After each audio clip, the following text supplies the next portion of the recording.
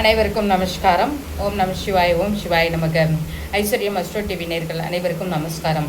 இந்த பதிவு அப்படின்னு பார்த்தீங்கன்னா ஆடி மாத ராசி பலன்களில் ரிஷபராசிக்கான பதிவு அப்படின்னு பார்க்கலாம். நம்ம ரிஷபராசிக்காரர்கள் அப்படின்னு பார்க்கும்போது ராசியாதிபதினு சொல்லக்கூடிய சுக்கிரன் உங்களுக்கு ராசியிலேயே ஆட்சி பலத்தோடு இருக்கிறார். அப்போது இந்த காலகட்டங்கள் அப்படின்னு பார்க்கும்போது ராசியாதிபதி அது உங்களுக்கு, அதாவது ரிஷப லக்னத்துக்கும் எடுத்துக்கலாம், ரிஷப ராசிக்கும் எடுத்துக்கலாம். யார் அப்படின்னு பார்த்தீங்கன்னா 1-6 குடைவன் சொல்லக்கூடிய சுக்கிரன் உங்களுக்கு வந்து பார்த்தீங்கன்னா 6ஆம் இடத்தை, அதாவது லக்னத்திலே இருக்கிறாரு. அப்படி இல்லைன்னா ராசியிலேயே ஆட்சி பலத்தோடு இருக்கிறாரு. அப்படி இப்போ இந்த காலகட்டங்களில் என்ன இருக்கும் அப்படின்னு பார்த்தீங்கன்னா மனைவி மூலியமாக வரக்கூடிய தொந்தரவுகள் அப்படிங்கிறது கொஞ்சம் ரிஷபராசிக்காரவங்களுக்கு கொஞ்சம் ஜாஸ்தியாகவே இருக்கும். அதாவது பார்த்தீங்கன்னா சின்ன சின்ன வம்பு வழக்குகள் வரக்கூடிய ஒரு அமைப்பு அப்படிங்கிறது உண்டு. அப்படின்னா நம்ம என்ன செய்யணும் அப்படின்னு கேட்டிங்கன்னா இந்த ஒரு மாத காலகட்டங்கள் அப்படிங்கிறது கொஞ்சம் பொறுமையாக போகிறது நல்ல விஷயம்.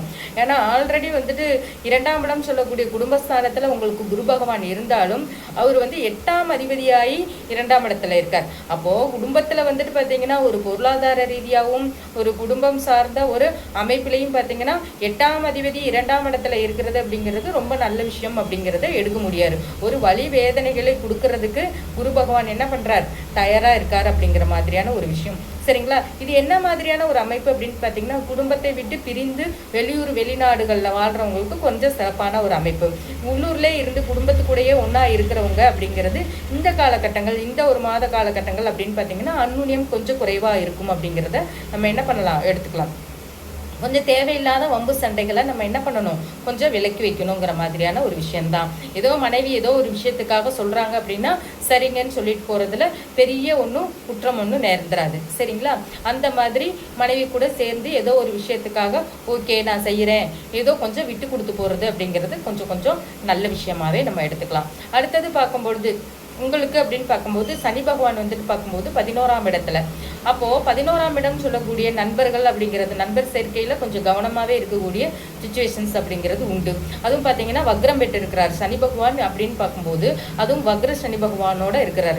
அப்போது தொழில் துறையிலையும் சரிதான், கூட்டு அதாவது ஒரு பிஸ்னஸ் நாங்கள் 2 பேரும் சேர்ந்து ஒரு பிஸ்னஸ் பண்ணுறோம் அப்படின்னா அதில் ஏதாவது வார்த்தைகளை வந்து விடக்கூடாது. இல்லை அப்படிங்கும்போது ஏன் அப்படின்னா அது வஞ்சகம் வச்சு செய்கிறதுக்கான ஒரு வாய்ப்பை என்ன பண்ணும், ஏற்படுத்தும். ஆல்ரெடி 10ஆம் இடத்துல இருக்கக்கூடிய ராகு பிஸ்னஸில் பார்த்தீங்க அப்படின்னா புதிய ஆசைகளை தூண்டி விடுறதுக்கான ஒரு அமைப்பை ஏற்படுத்தும். புதுசாக அதை பண்ணலாம் இதை பண்ணலாம் அப்படின்னு சொல்லிட்டு ஒரு கடன் வாங்குறதுக்கு. ஏன்னா 8ஆம் இடத்துல இருக்கக்கூடிய 8ஆம் இடத்து அதிபதினு சொல்லக்கூடிய 8-11 கூடியவன் குரு வந்து உங்களுடைய ராசிக்கு 2ஆம் இடத்துல இருக்கிறார்.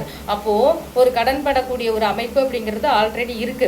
அப்போ எதுக்காக கடன் வரும் அப்படின்னு பார்த்தீங்கன்னா தொழில் சார்ந்த ஒரு விஷயத்துக்கு புதுசா ஏதாவது ஒரு விஷயத்த பண்ணலாம், புதுசா ஒன்று ஆரம்பிக்கலாம் அப்படின்னு சொல்லிட்டு நீங்க என்ன பண்ணலாம், தொழில் சார்ந்த ஒரு விஷயத்துக்காக கடன் வாங்குறது அப்படிங்கிறது பார்த்தீங்கன்னா நல்ல விஷயமாகவே இருந்தாலும் கூட கொஞ்சம் பார்த்து அதில் எல்லாத்தையும் கவனமாக செய்கிறது தான் உங்களுக்கு இப்போ இந்த காலகட்டங்களில் ரொம்ப இம்பார்ட்டன்ஸான ஒரு விஷயம் அப்படிங்கிறத என்ன பண்ணலாம், இப்போ சொல்லலாம். இடம் விட்டு இடம் மாறுறதுக்கு அதிகமான சுச்சுவேஷன்ஸ் அப்படிங்கிறது உங்களுக்கு உண்டு. பயணம் செய்கிறதுக்கான அதிகமான சுச்சுவேஷன்ஸ் அப்படிங்கிறது உண்டு. சரிங்களா? அப்போது இந்த ரிஷபராசிக்காரர்கள் அப்படின்னு பார்க்கும்பொழுது உங்களுக்கு வயிறு சார்ந்த தொந்தரவுகள் வர்றதுக்கான வாய்ப்பு அப்படிங்கிறது உண்டு இந்த மாத காலகட்டங்களில். அப்போ நீங்கள் என்ன பண்ணணும் அப்படின்னு கேட்டிங்கன்னா ஏதாவது ஒரு பழங்கள் வந்துட்டு அதிகமாக சாப்பிட்றதுக்கு என்ன பண்ணணும், எடுத்துக்கணும். சரிங்களா? அடுத்தது வந்து பார்த்திங்கன்னா ரொம்ப வயசாயிடுச்சு, ஒரு 40-45 வயசுக்கு மேலே ஆயிடுச்சு அப்படின்னு எடுத்துக்கிட்டோம்னாலே நீங்கள் என்ன பண்ணணும், சுகர் லெவலை கண்ட்ரோலில் வச்சுக்கணும். சரிங்களா? அது உங்களுக்கு ஒரு சிறப்பான ஒரு அமைப்பு. அடுத்தது பார்க்கும்பொழுது குடும்பத்திலையும் சின்ன சின்ன பிரச்சனைகள் அப்படிங்கிறது உண்டு. ஒரே தான் வந்துட்டு பிரிஞ்சு போயிடுவோமா அப்படிங்கிறதெல்லாம் நீங்கள் எடுக்க வேண்டாம். ஏன்னா அந்த அளவுக்கு இருக்காது. ஆனாலும் சண்டை வம்பு சச்சரவுகள் அப்படிங்கிறது இருக்கிறதுக்கான வாய்ப்பு அப்படிங்கிறத நீங்கள் என்ன பண்ணணும், உண்டுங்கிறத எடுத்துக்கணும். அப்போ அனலைஸ் பண்ணிக்கணும் மனசுக்குள்ள. சரி இந்த மாதம் அப்படிங்கிறது பார்த்தீங்கன்னா நம்ம கொஞ்சம் சண்டை வம்பு வர மாதிரி இருக்குது, அதனால நாமளே எல்லா விஷயத்துலையும் கொஞ்சம் ஒதுங்கி போகிறது நல்ல விஷயம் அப்படின்னு சொல்லிட்டு மனசில் நினச்சிட்டு எந்த விஷயத்தில் இருந்தாலும் கொஞ்சம் ஒதுங்கி போகணும். ஏதோ ஒரு புதுசாக தொழில் பண்ணுறது, புதிய இடங்களுக்கு போகிறது, போக்குவரத்துல எல்லாத்துலேயுமே கவனமாக இருக்கக்கூடிய காலகட்டங்கள் இந்த மாதம் அப்படிங்கிறத நீங்கள் எடுத்துக்கணும். தெய்வ வழிபாடு எடுத்துக்கோங்க, சிறப்பான வழிபாடு பண்ணுங்க.